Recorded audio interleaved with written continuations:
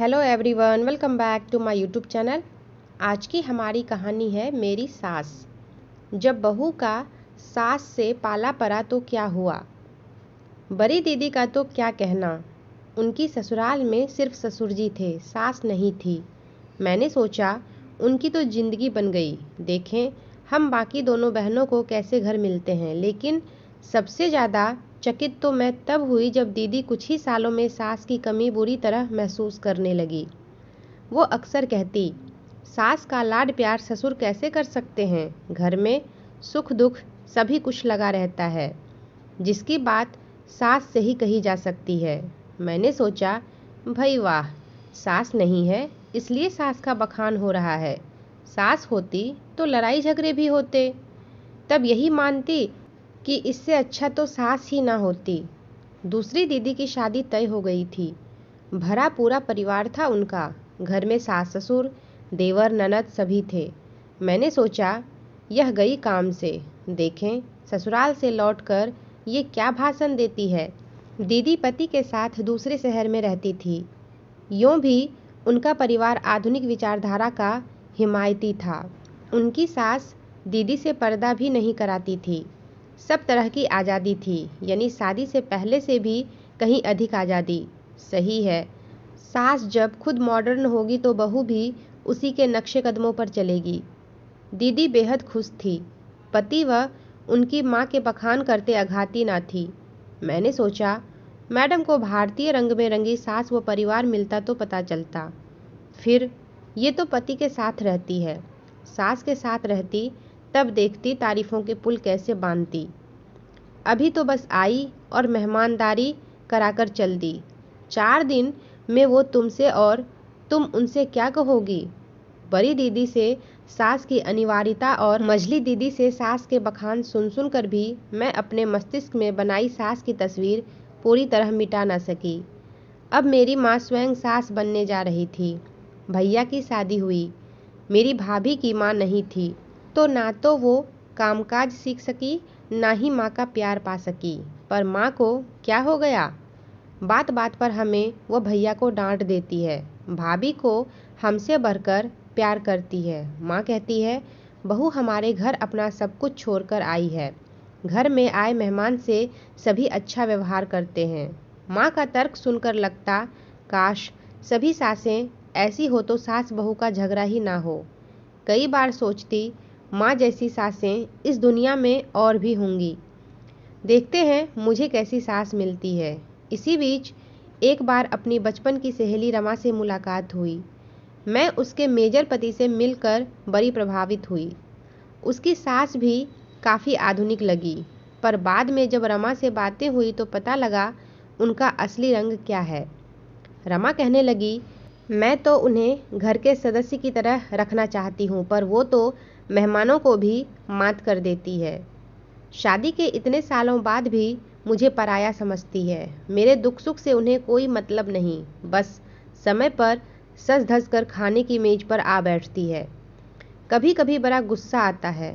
ननद के आते ही सास जी की फरमाइशें शुरू हो जाती है। ननद को कंगन बनवा दो, इतनी साड़ियाँ दो, अकेले रमेश कमाने वाले, घर का खर्चा तो पूरा नहीं पड़ता, आखिर किस बूते पर करें।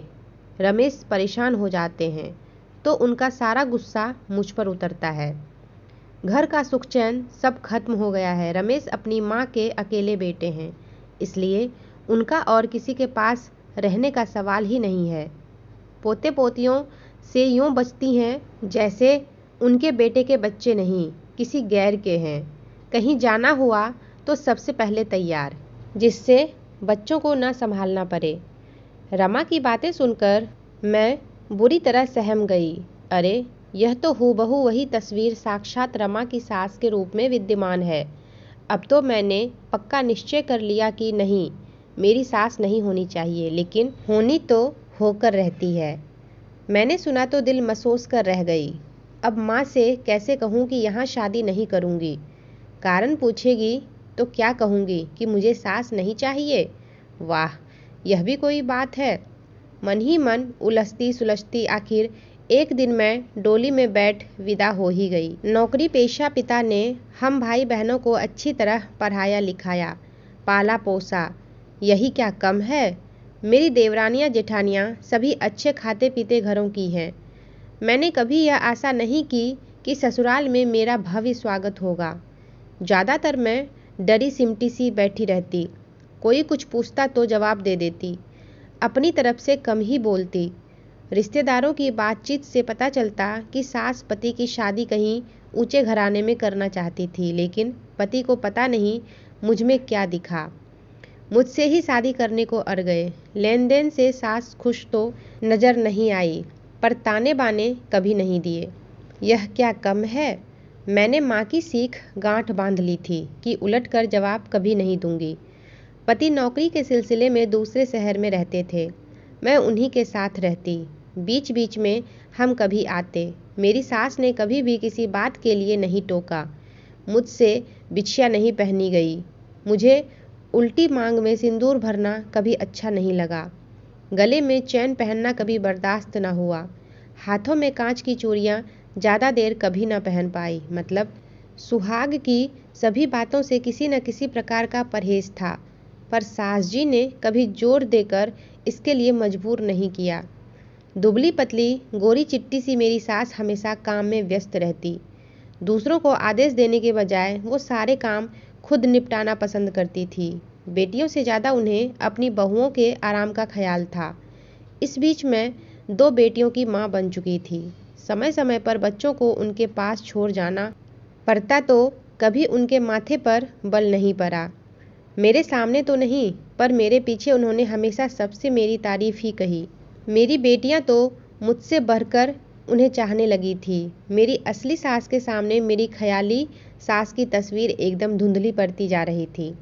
इसी बीच मेरे पति का अपने ही शहर में तबादला हो गया। मैंने सोचा चलो अब आज़ाद ज़िंदगी के मज़े भी गए। कभी कभार मेहमान बनकर गए तो सास ने जी खोलकर खातिरदारी की। अब हमेशा के लिए उनके पास रहने जा रहे हैं। असली रंग ढंग का तो अब पता चलेगा, पर उन्होंने खुद ही मुझे सुझाव दिया कि 3 कमरों वाले उस छोटे से घर में देवर नंदों के साथ रहना हमारे लिए मुश्किल होगा। फिर अलग रहने से क्या है, तो हम सब साथ ही। मेरी माँ मुझसे मिलती तो उल्हावना दिया करती, तुझे तो सास से इतना प्यार मिला कि तूने अपनी माँ को ही भुला दिया। शायद इस दुनिया में मुझसे ज़्यादा खुश कोई नहीं। मेरे मस्तिष्क की पहली वाली तस्वीर पता नहीं कहाँ गुम हो गई।